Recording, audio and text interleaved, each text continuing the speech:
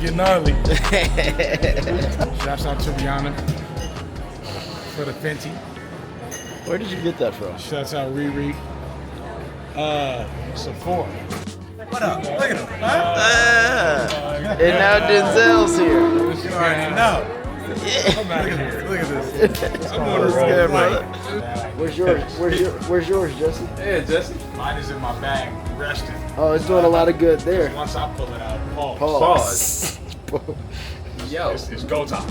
It's go time. Leg rest. I'm sorry about that. You did? Not really. Nigga said, all right. Not, I'm sorry or nothing. I'll be back. So we just landed. Delta's actually not that good. Niggas like to act like Delta's so good. Delta is pretty trash. We just landed. What's up? How'd you enjoy your flight? Man, listen, that shit was hot. Hot as hell. That shit was like we were in Dante's Inferno. $700 fucking tickets. It was smelling like period up there. What? It was smelling like period up there. Up where? Where y'all was sitting. Bruh. I used to take the bus back in the day. Niggas stand up there like this. You know. Don't roll into the poor folks down there. Shit look like Indiana Jones.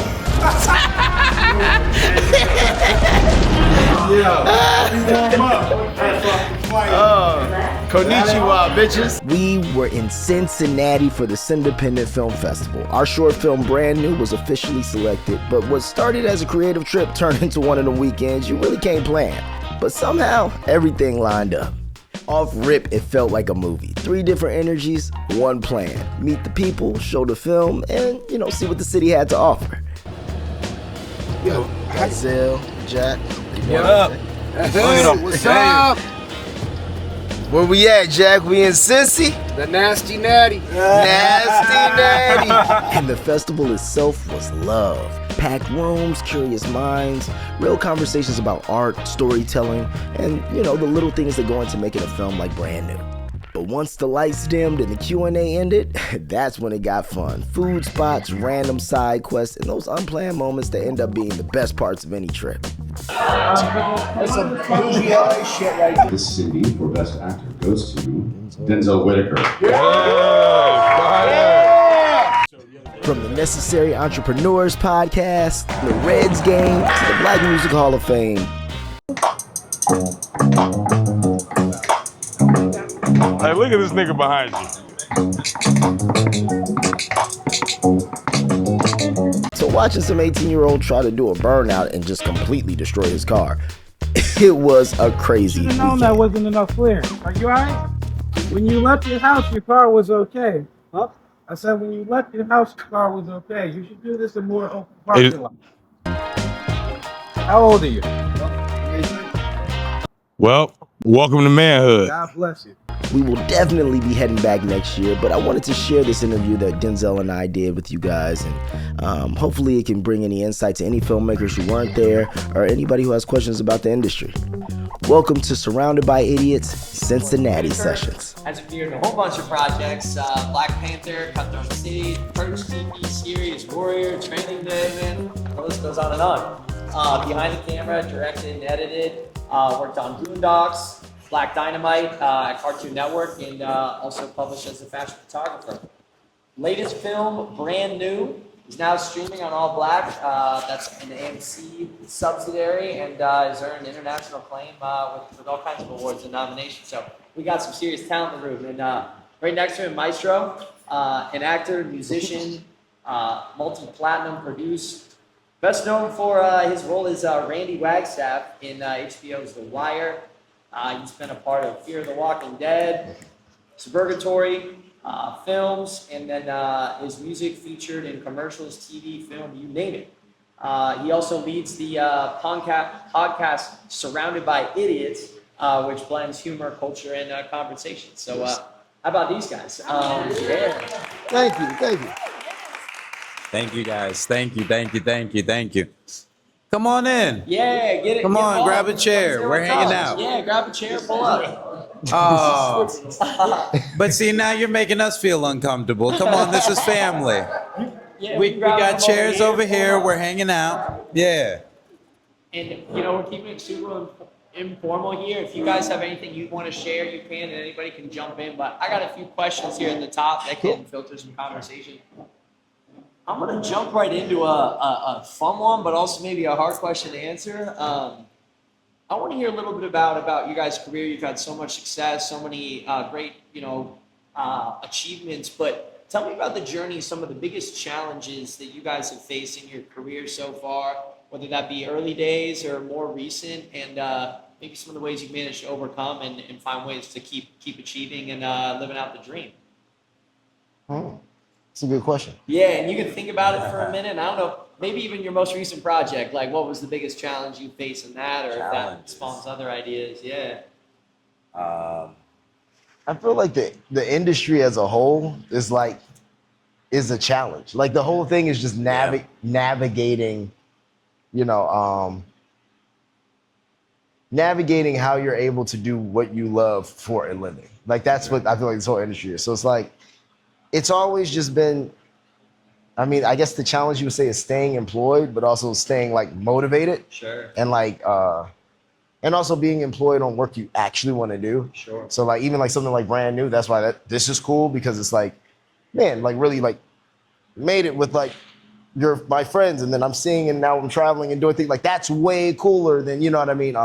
Just hopping onto somebody else's project, you know? Sure. But yeah, I think it's I just feel like it's constantly staying creative and constantly being able to say, yeah, I'm working in this industry, and trying as many things as you can to make that possible. So whether that's making your own project, whether that's doing 1,000 auditions and then, landing one, Right. or none, it's it's the numbers game of it all. I feel like that's the biggest thing, but it's more of a mental game thing.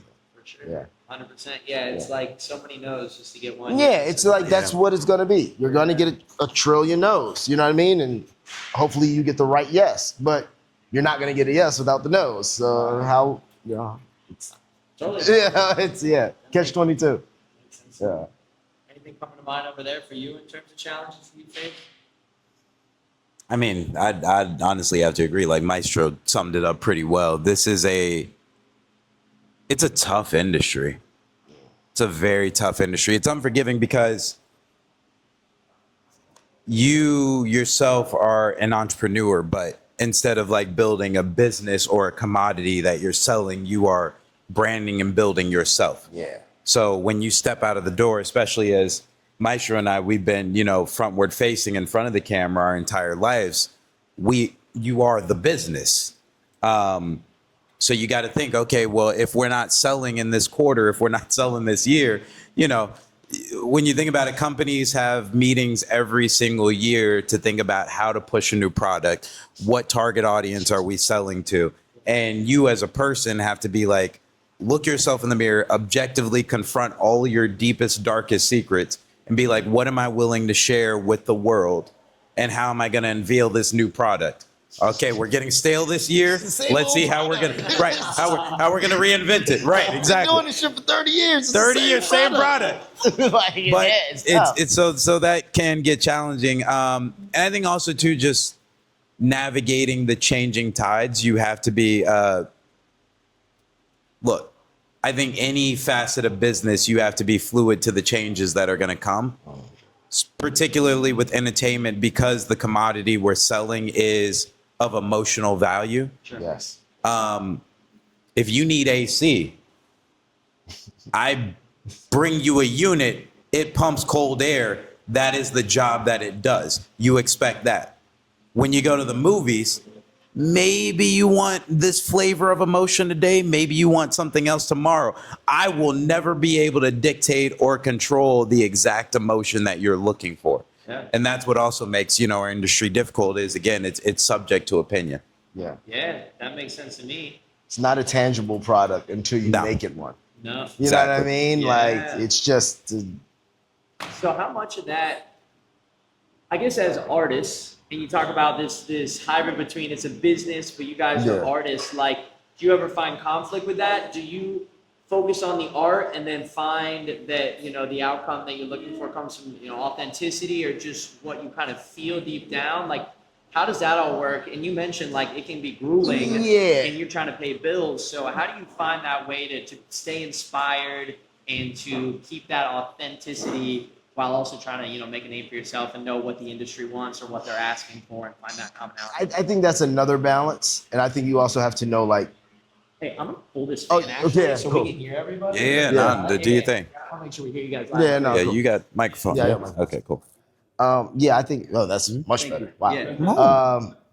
Yeah. I think that's always a challenge, but you also have to know what, I also feel like you have to know in this business, like what jobs are for what too, sometimes. Like, you know, sometimes you're on the network show that isn't, you know, the most, you know, enriching thing, you know, but hey, it's enriching for those pockets, you know? Exactly. And then you do that for a bit, and then maybe that gives you the freedom to go make that enriching thing you want to make over there. Or maybe you even met somebody on that set who ends up working on your independent thing. Like, you know, I feel like the biggest problem with in entertainment, when people haven't gone on the journey of it, we always have these, because I mean, I'm sure we've done it too. Like we have these preconceived notions of how it's supposed to be. No, it's supposed to be like this. And then I'm supposed to be at 24, I'm supposed to be on this show working with this person. And then I'm going to go from that to this. And then that's going to be perfect because it's like, no, that's not how this works. Like, you do stuff, you learn in the process. Most things aren't going to work out, but you're going to take something from that. Absolutely. And that's going to be that's going to be something that you can use, you know, in the next chapter or the next quarter. And then you go, oh, now, okay, this makes sense. So, yeah, I think it's not always about. I think I see what you mean. You find when you're on a project, you make the most of it. You take the benefit that you get out of it, whether it is, you know, whether it's paying the pockets, whether you get more inspired, and you just keep leveling. And you keep leveling that up, and then you take the pieces that you need and what you feel that you enjoyed from each experience. Exactly. You know what I mean? Yeah. And then sometimes too, you work on sets and you see something and you're like, oh, this is an example of what not to do. Good. Noted. You know what I mean? It's like, Yeah. How do you feel that, like, personal passion projects, inspiration amidst this business vehicle in this industry that can be so difficult? How do you find ways to just stay invigorated and keep you know, those personal goals and those passion projects? Few things. I'm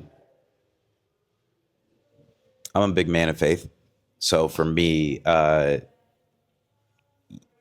it's been a journey of understanding that it's not always in my control. Like Maestro just pointed out, life is going to bring you what it needs to bring you.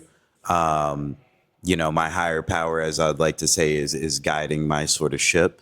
And again, not everybody, you know, maybe prescribes to the same ideology, but I do think, like, oftentimes, and I say this a lot, everybody in this room is so individually unique. If there's no thumbprint that's the same out of like 8 billion people, just imagine how you were raised, who your influences are, what are the experiences you've had through life. Everything is uniquely specific to you. And so when certain roles come, look, there are roles that both Maestro and I have played where it would have looked very different if either of us would have done that thing. And you can look back on those projects and be like, he was so perfect to do that because that was meant for him. His life experiences, everything he's gone through, etc., led him to that point to do that role, and vice versa for me. And then to what Maestro said, sometimes you end up on a project and it's like, okay, maybe you think this isn't in alignment with you. But when you take a step back, not only is it in alignment, it's probably teaching you to be further in alignment with where you are trying to go. Right. So, you know, that's step number one for me. Number two, my foundation, my family, like my friends, my people, like the people who keep me going, the people who see things in myself sometimes when I don't see it in myself. You know what I mean? You got to have that foundation around you. It's so crucial. And also too, in an industry that's going to, forgive my language, everybody beat the shit out of you. It's not only great to be humbled, but to be championed by the people who love you. And then number three, like, honestly, when I lay my head down and I think of what's the thing that's going to make me happiest the most, I can't think of another single thing to do on this planet Earth other than give my heart and soul to this art form.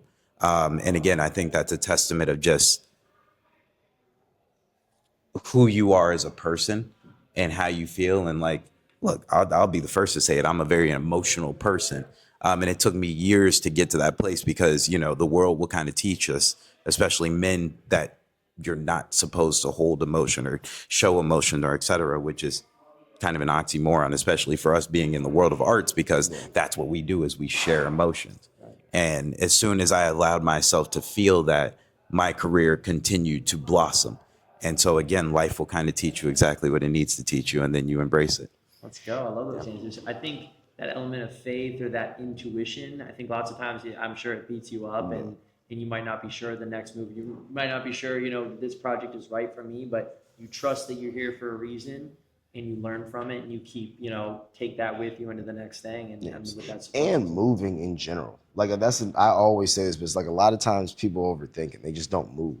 Like take action. Like, cause it will lead you to the next step. Like it's just, but you got to start. Like, you know, and so many people like to overthink and just be in their head and be like, but no, I just got to wait. Cause just watch, once we get this, bro, how long you going to wait? Like do something. You know that like, you know what I mean? Like that famous Shia LaBeouf bit where he's like, just do it. Yeah, no, literally. It's to so, me, but it's like, he's right. Yeah. It will figure itself out. Like it will figure itself out, because a lot of times I even tell people this, like even when you're trying to get funding for something like people really just want to see a proof of concept.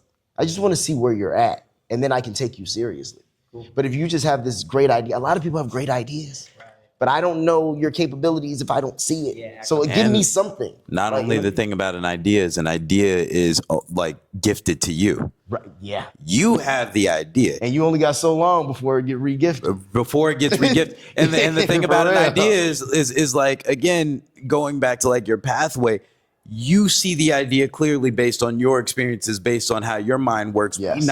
We might not connect the same. So you could sit here and pitch me all day, black and the blue in the face. I don't see it. You don't see it. I don't see it. But then you show it to me. So you was trying. Okay. And that's kind of like the gift of creation, so to speak. Yeah. That's the gift of art. You know what I mean? It's like when you have that idea, and then not only, look, you might not always have the tools or the resources, but you have the thought. And if you have the thought, chances are you also have the capability to execute. Yes. And if you don't, there's somebody standing next to you, or you just got to go find it. Right. You know what I mean? That's that intuition, that trust. Yeah. But it'll come together. If you've been given the thought, lead with that, and then resources and provision and everything will provide itself for you. You know what I mean? All right. I've been hitting you guys with some hard hitting questions, some like deep, you know, and I love these responses, but I want to hear maybe a more fun one. I want to hear about some wins, some great successes, whether recent or maybe a time on set or a time when you were like, you didn't think you could pull that thing off and you did the thing, or you received that recognition. Like, tell me about some awesome moments where all that hard work, all that intuition came to fruition, and you had that really cool moment of success in whatever way you view success. For me, one project that I just did a voice on and did like a lot of the like scratch vocals when they were making the Mufasa movie. But what was cool about that was what was dope about that though was when in 2003 at the Cadillac Palace in Chicago, I played young Simba in The Lion King. So it's like The Lion King has been something that's always like popped up. Circle, yeah, man. Exactly. It's always popped up in like my life and career, and just to be a part of like that, and then to be in the next generation of it. That was just, to me, it was like, wow, that's really cool. Like, and it's that thing of like, you know, that's what, 20 years later, and it's like I'm still involved in the same. Yeah, it's pretty cool. That was one of those ones I was like, oh, that's dope. I'm excited to see the next one too. Exactly. That's it. Cool. What comes to mind for you for a success, that moment that like it all came together and you were like, oh my gosh, it's, you know, what happened? All came together. Still waiting on it all. It's kind of met a little bit. There's a few big wins. In terms of like career, honestly, the brand new premiere that we just had. We just hosted a brand new premiere last August 14th. The project, you know, officially debuted nationally. It's on all black streaming for the next 2 years, so everybody go check it out. All black. But to be honest with you, like the night of the premiere, we threw something at Noya House, and we only had maybe 3 weeks to basically plan this event. And I remember our co-collaborators who couldn't be here, my co-writer, co-director Quincy, and his wife Yuki. You know, they're not much party planners. So when you hear 3 weeks runway, we're throwing an event, they were like, I don't know if we have enough time. And, you know, by the grace of God, we made a couple phone calls. I called them back. I was like, we can do this. So we put together a small committee, a small team, and we really got the job done right before Noya House closed. And I would have to say we threw one of the largest events of the year that felt so personal. A lot of people were able to walk away and said they have never been to an event like that. And that's not me gassing you up. Trust me, there are reviews out there. You could ask people for yourself. Impressed. I was like, oh shit, this really came to get. Wow, this really he outdid himself. We. But you know, the captain of the ship, he had a vision and he started. And I'm just like, okay, just tell me what you need. What I will say about that, and this is the moment of personal truth that I'll share, is like from the time we wrote the project back in 2021, the end of that year, 2022, we started working on the music and whatnot. And you can ask, I mean, I've told you this specifically, is like, we're going to do merch. We're going to do an album. Yep. We're going to go on a world tour. You know, we're going to release this film. It's going to be huge. We're going to make a spectacle of it. We're going to have paparazzi. We're going to have press there. We're going to have the red carpet. And every single step of the way with this project, we've done just that. Mm-hmm. Every single thing from the time we ideated this in 2021. It took some time. Facts, but I mean, it took all the way to 2025.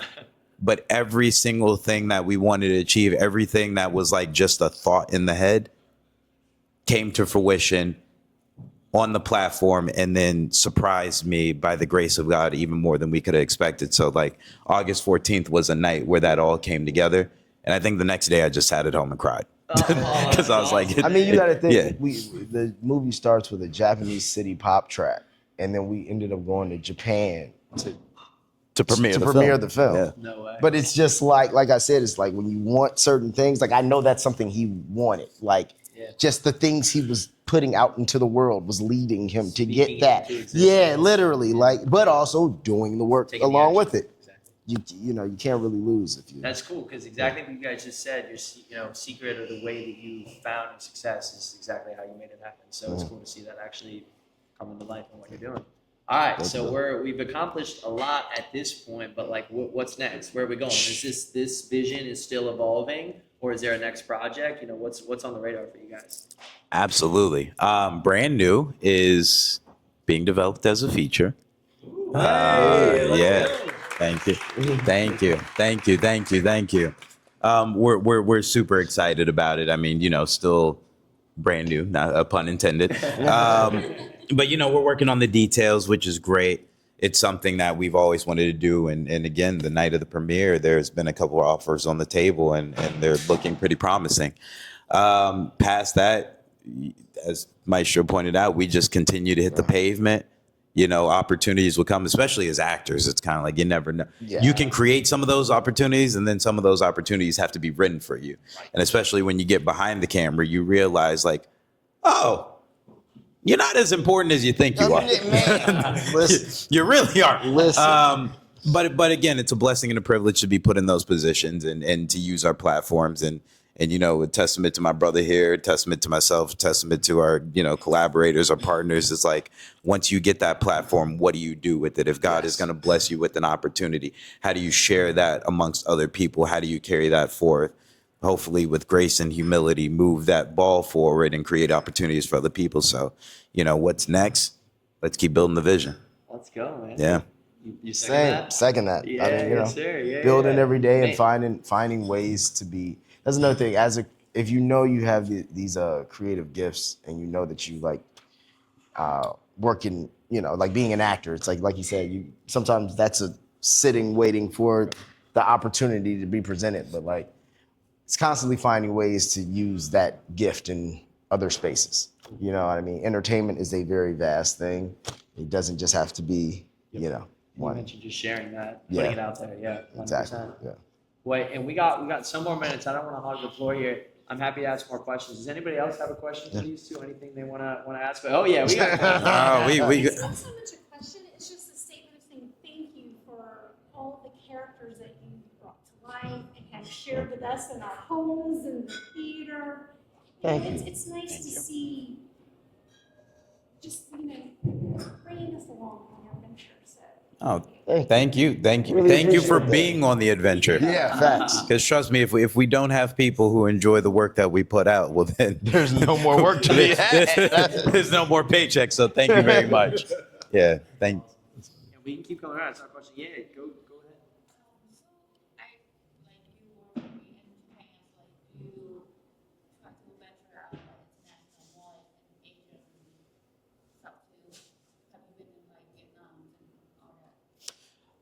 Haven't been to Vietnam yet. I've been to several different little cities in China. And then Japan, I just have an affinity for Japanese culture. But that's not to say that I don't want to venture out in other Asian cities and whatnot and explore different, like, what's the word I'm looking for? Different cultures. We absolutely do. Yes. Haven't gotten there yet, though. What would you recommend? Mm-hmm.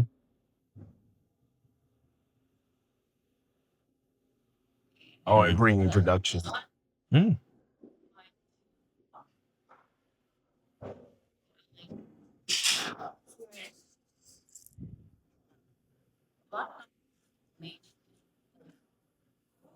Right. Mm-hmm. Independent. Yeah. Yeah. Okay. Yeah. Yeah. Listen, you make the connection. Sign us up. Yeah. Vietnam, Yeah. Would love that. Would love to hear some more stories as well. Maybe there's a story to bridge those waters. American and Vietnamese, You ever think you had Vietnamese fans all over the world? Do you think about that ever? I mean, Isn't that cool? The goal is to have fans all over the world. You do. Yeah. That's awesome. he does great in those markets. I want to hear that. My question is about like the intensity of the characters because I believe in the narratives that you share. It's gonna be very important to like how culture is seen. So I mean, you all had collaborations with the Beyonces, the Denzel Washingtons, the Forest Whitakers of the world, like a lot of the greats. And I know they do a really good job of preserving like the storytelling and choosing what it is that they wanted to do, even for late chat with Boseman. Like, so what are you doing in your path that now that you've gotten your foot in obviously well in the door? What's next with preserving the storytelling and what narrative do you want people to have? Black Hole? Great question. That's a very great question. You want me to? All right, you can start.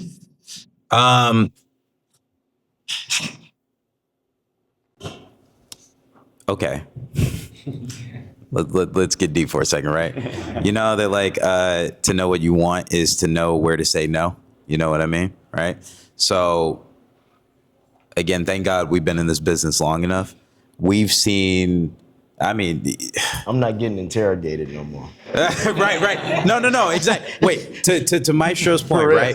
There are multiple times where you go out for certain roles and it's like, okay, well, how many times am I going to be the interrogated? the innocent kid from a bad neighborhood? How many times am I going to play thug number 2? How many times is this? I mean, we're going to do a slavery movie, right? It's like you start asking yourself, is this the only thing that we can be? And so now that we're creating content, choosing our own destiny, it's like Brand New is a prime example of, yes, you could look at the movie on the surface and be like, it involves itself in the same trappings that we're used to, telling stories from. But at the same time, too, it's from the perspective of somebody trying to get out of that. It's from the perspective of somebody trying to move culture in a different direction. And I'll just say, like, that's never been me. I grew up in a predominantly white and Asian community where it was like I was one of maybe 10 Black kids there. And so my experience has always been different. I have never presented anything else but that. And so the rooms I have always walked in, I've always been kind of an anomaly in those rooms.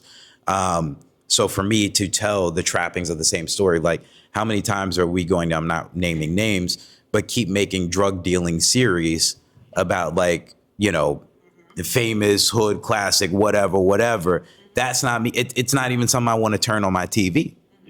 I want to make Kill Bill.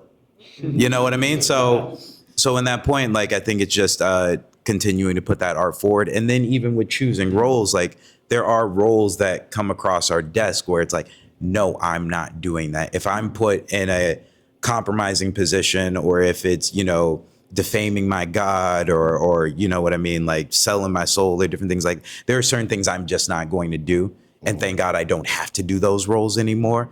And by me turning down that role, okay, it gives an opportunity for somebody else. But hopefully if we turn down those roles enough, they'll stop writing them.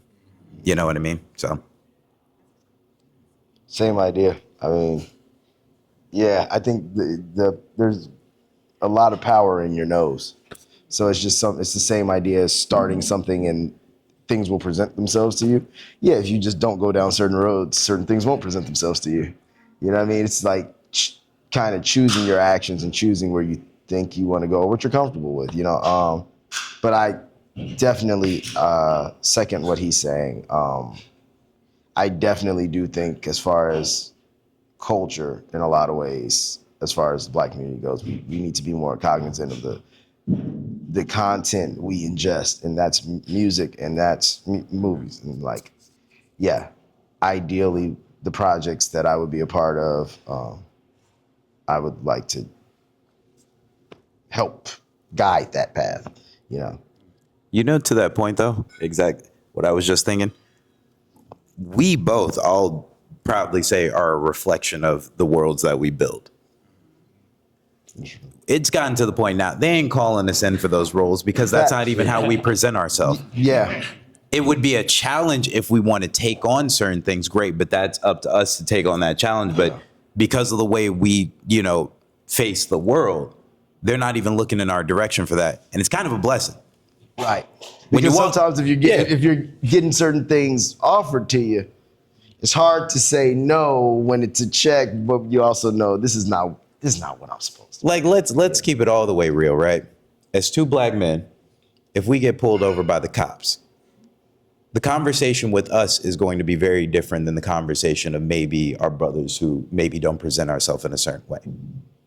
Mm-hmm. So the world is going to look at you and treat you the way you present back to the world. Yes. And that's not what we choose to present. Yeah.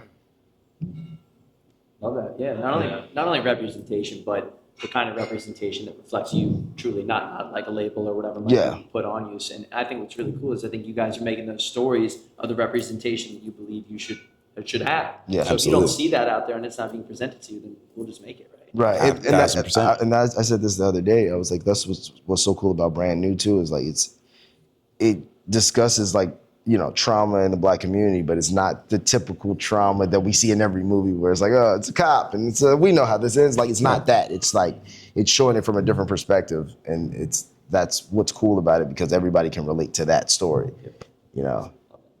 Great question. Yeah.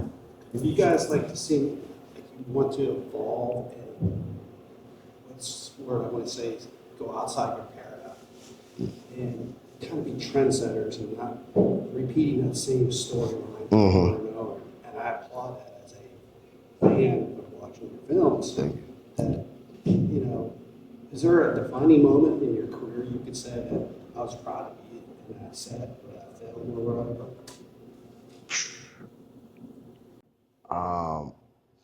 For sure, I would say, I would say doing like something like this is I'm the most proud, because I'm working, like, once again, I'm working with like people I've seen come up as well and like seeing their capabilities. But I would say probably one of my proudest moments, I did do House of Lies with Don Cheadle. And all my and I was like recurring on the final season. And like, yeah, all my scenes were with like Don and Kristen Bell and like everybody. And it was like, oh, wow, this is really cool. Like, because he was one of those, like, I would tell my parents, I was like, yeah, like, I want to work with Don Cheadle one day. Like, that was something I would say. And like, yeah. Spoken into existence. And I'm like, yeah, so. Two moments for me. The first moment was being a part of Black Panther. Yeah. And also reason being how that came about, because I was in Atlanta shooting the scenes and you don't get to read the full script. You know, I only got the 3 pages that I was basically assigned. And the way that deal went down, even when I got the offer for the role, I was looking around like, me? You sure? Yeah. Yeah. Well, not comfort zone. It was very, I'll spare you of the long details, but it was like I went out for it in October of whatever that year was. And usually when you go out for an audition, you hear back maybe within the few weeks, you know, a month, because production is usually moving quick. So when they cast something, it means they're ready to go. But in October, you read for something and then you don't hear back. You just assume it's gone. Yeah. And it was around, I want to say, the second week of December that my agents came calling and they were like, hey, you remember that project that you had read for? They would love to cast you in it. I'm thinking to myself, I've only been out for one audition. I maybe only said a personal word in the actual audition. And now you want to hire me for it?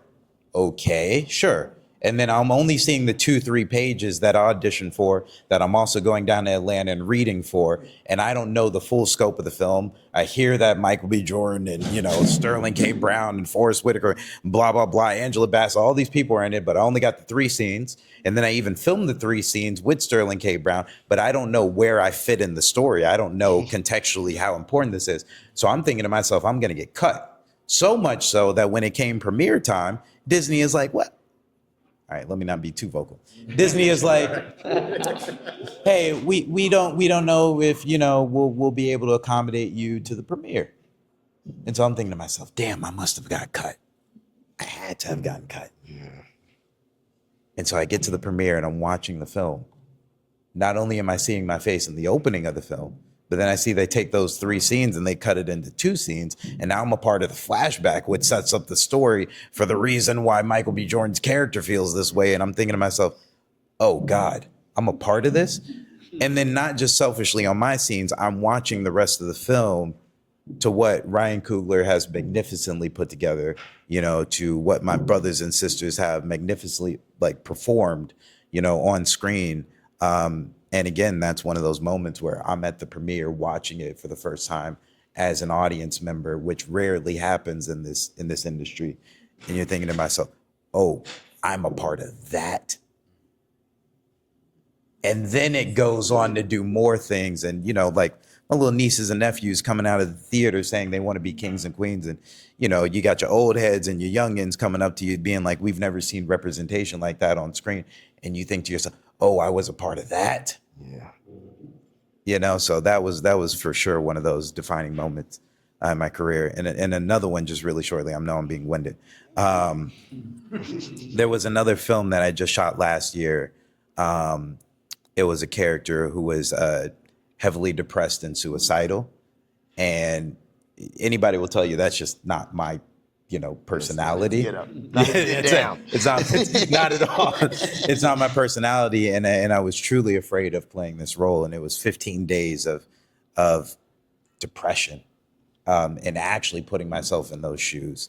And the fact of the matter that I walked away from that project unscathed, but I just recently watched a cut of it last week. And I can truthfully say, it's some of the most terrifying, fulfilling, and probably like most nuanced work I'm proud of. And I'm excited for the world to see it. Yeah. Thank you. We got, Yeah. and you guys start on time and we can maybe take a couple more questions over with you guys? Yeah. Okay. Well, Manager Jack back there. say 2 more. We'll do 2 more questions. I see a hand here, and a hand Thank here, here. Thank you very much. Yeah. Thank you. Go ahead. So you guys talked about working in the industry, and obviously some of it being emotionally enriching or artistically enriching, and other times being like, just grinding to get that paycheck, get that back. Rent. So do you ever, like, when you are in those moments where you're just like literally grinding on something that I guess my question is, have you ever felt yourselves on the brink of burnout? And when you get there, how do you then get the like artistic will to keep moving forward? Because I feel like when what you love is also how you get paid. It gets Yeah. I mean, yeah, that's true. You can get kind of burnt out. But I also feel like, once again, staying employed is such a hard thing in general that it's like, I kind of feel like I've done this for almost 30 years now. And it's every time I go on a set, I think to myself like, that's cool. I get to do this again, huh? Like, seriously, like I really, it could be my last time, huh? Like, I really think that. I don't like think it too much, and that's why it's probably not. But at the same time, it's like, yeah, it's a thought though. Like, when's the next time you're gonna be in a trailer doing blah, blah, blah? If you're not a series regular, when is it? You don't know, but I'm gonna keep doing things. So I think it's kind of, once again, you find the pieces of it that you can love, and I would hope that, at some point I am on a show for 8 years and I'm like, I'm tired of this. But at the same time, that would be like, oh, you did the thing, So yeah, I just think it's just being cognizant that like, you get to do this. You know what other things you could be doing right now? Like, there's people sitting in the cubicle doing like, man, I'm sitting here playing pretend all bloody or whatever. Like, this is pretty cool. It's not even Halloween. You know what I mean? Like, it's pretty, it's dope. I'll sum it up kind of to what we started with the Q&A. God, family, and the, pillars in my life, and then also too, passion for what we do. Yeah. It's trust me, it ain't easy. It really ain't. And there are definitely those dark days where you get up and you're just like, man, what am I doing here? Should have been an investment banker. Listen, all the time. Should have figured it. Should have sold tangible products. Right. Should have been a lawyer. Should have did something. But here we are, and you have to be a little bit batshit crazy to do it. But delusional. Couldn't imagine doing anything else. Facts. Yeah. We got time for one more. Yeah. Well, first, I just wanted to give you guys, your flowers and props for expanding the Black narrative, because I think a lot of times in film, it's like Black hood trauma, gangster stories, which that's an experience that needs to be told, but there's so many other experiences for Black families, Black people, Black love, and it sounds like you guys are doing that work, which opens doors for people to look for more projects. Exactly. So thank you guys for that. Thank you. My question is, I was really inspired by what you said about how you had this idea in 2021, but didn't see the fruit until now, and all the steps of music and merch. And how did you guys keep funding throughout all that process? How did you guys keep your team together? Did you guys, shoot a little bit of it, go back for more funding? Did you guys, steps along the way, continue to bring people a part of the process until you got to the finish line? Yes. Short answer is yes. Really quickly, this would be helpful for anybody in the room. How many of you know about fiscal sponsorship? One person. All right. Oh, two. I'm sorry. 2, 3. Great. Fantastic. Well, come on in, everybody. Let me get all the filmmakers hip to this, because this was super crucial for us. When we did our project 5150 in 2020, that's the first time that a producer put me on to fiscal sponsorship. How it works is that, say for so, if you were collecting money from, your investors, family, friends, whomever, even if you were crowdfunding, right? You run that through, you partner with a 501c3, right? Yes, 501c3. Let's slowly work through these words. Thank you so much. A nonprofit organization, right? You partner with them.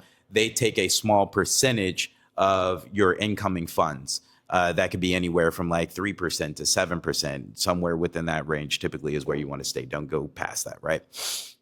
You partner with them. Let's just say for so you got 20,000 coming in. The nonprofit takes about 3% of that. The rest of the funds go to you.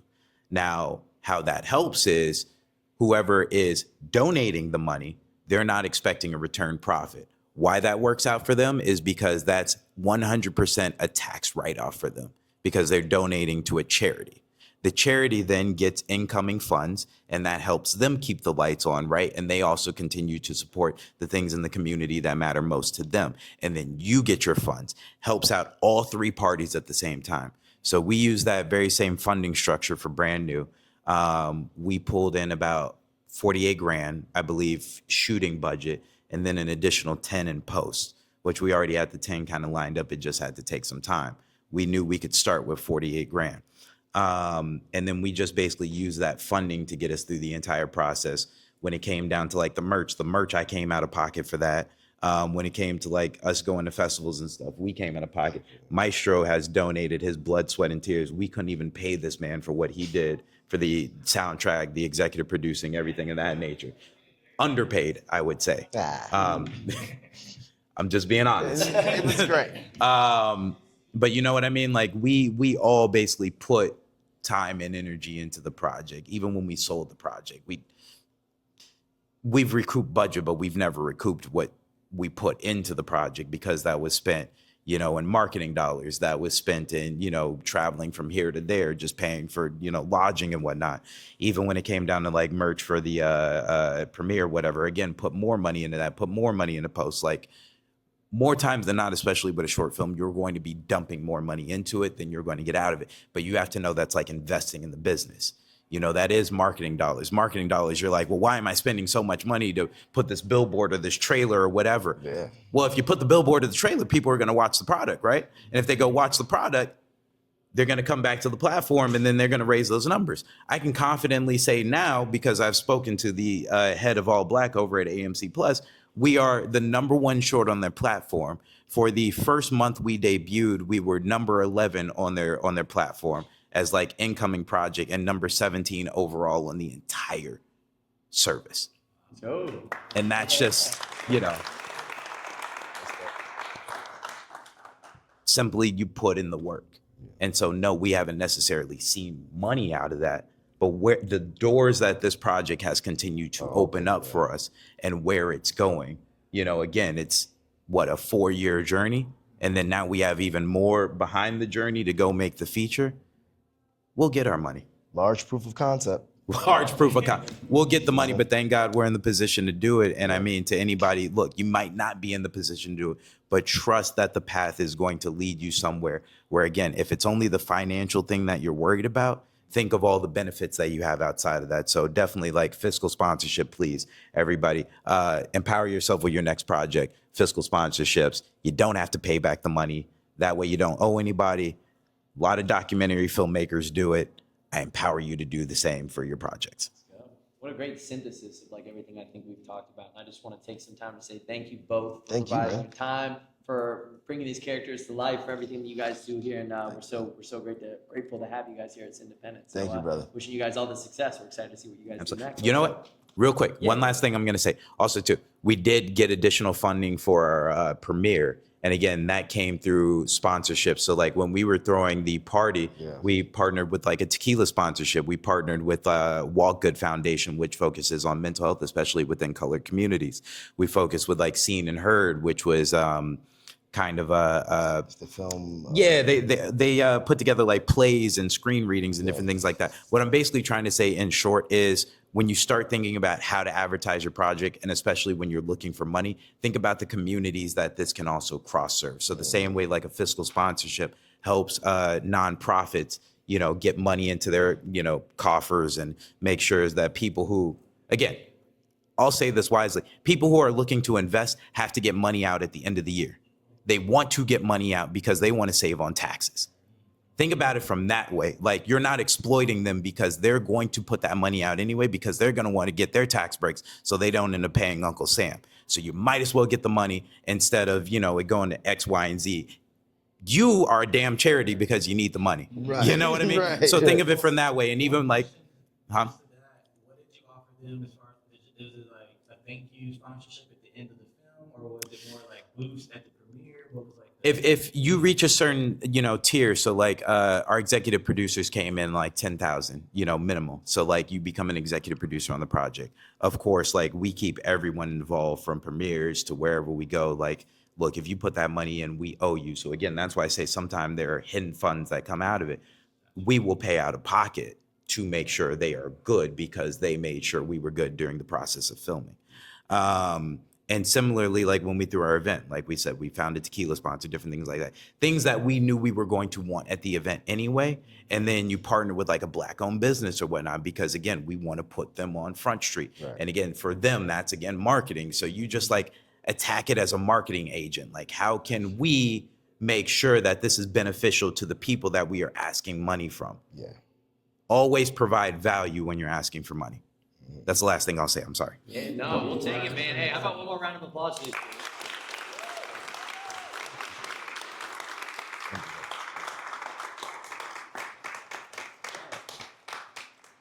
Thank you guys for the time. Yeah, and hey, we got all kinds of programming going on today. So yeah, you guys keep having fun. I'm sure we'll be around. Jack, we gotta go. Yeah. We gotta go. Okay. Yeah. All right. Hey, appreciate you guys.